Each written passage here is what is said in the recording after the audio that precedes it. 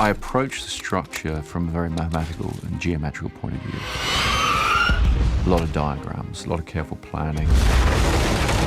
Okay, what do you have? You have the beginning of the film here. Christopher Nolan's quite famous for his scientific approach to screenwriting. Well, that's relativity, folks. He wrote Interstellar with the help of a theoretical physicist. There's no way, the laws of physics forbid that. And he's forever saying stuff like this. You take a mathematical approach, a geometrical approach, a drawing diagrams, doing all this sort of complicated stuff. When talking about his pre-production process. Planned the structure very carefully before I wrote the script. Some people think this is genius. His haters think it's pretentious. But no matter which side you're on, you've got to admit he's damn good at exploring one specific topic. Time isn't the problem. It's getting out alive is the problem. Oh, by the way, I'm Jack. This is Tenet, and today we're starting with a question. If you're a filmmaker, how would you represent time differently? Because Nolan's not the only one doing it. Every film manipulates time in some way.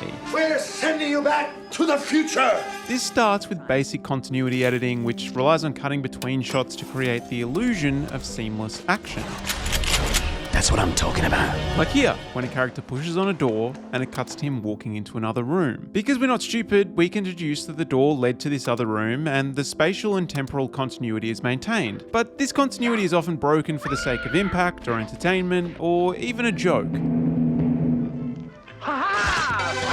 And there's plenty of other ways editors mess with time. Like, I've re-edited this clip from Memento to make it temporally accurate. Matrix hits the detonator, the building blows up, and he runs away. Simple. But this is what the editors did.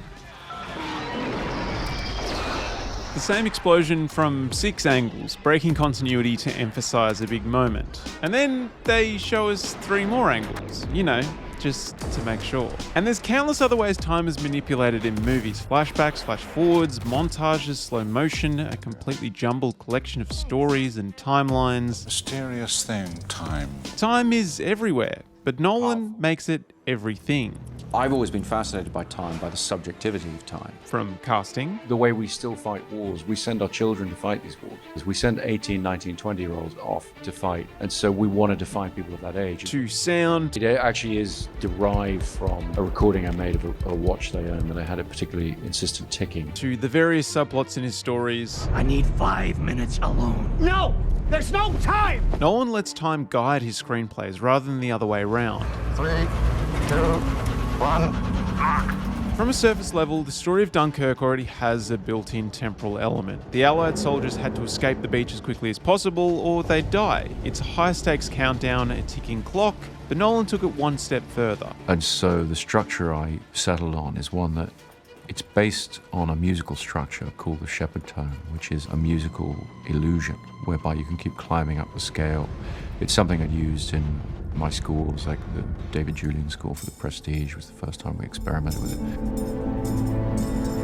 The bat pod in The Dark Knight has an ascending engine that never downships. So it's an audio illusion whereby you create the feeling of continually rising pitch. This musical influence can clearly be seen and heard throughout. The shepherd tones are pretty hard to ignore. It begins from the first frame and it ends when he falls asleep on the train. And it materialized as a unique narrative structure. And I wanted to try writing a script that obeyed those principles so that you braid together the 3 storylines and they're continually rising in anxiety, if you like, or intensity. And so as one is peaking, the other one is starting to build and the other one is entering the last phase of it. 1 week on the beach, 1 day on the water, 1 hour in the air. 3 stories that all converge at the same point at the end of the film, but somehow ramp up in intensity at equal levels. We wanted the language of suspense, which is the most visual of cinematic languages. So we were looking to the silent era. We were looking to the great suspense masters like Hitchcock and Clouseau and their visual storytelling. Nolan has sort of done this time convergence before in Inception, where the levels of the dream have exponential degrees of time dilation. 5 minutes in the real world gives you an hour in the dream. But here he was focused on using time to humanize the horror, bravery, fear, desperation, but also acts of humanity that occur during total war. I want to tell this in a very subjective way, in a very human scale way. I only want to see really what the characters are seeing who are involved.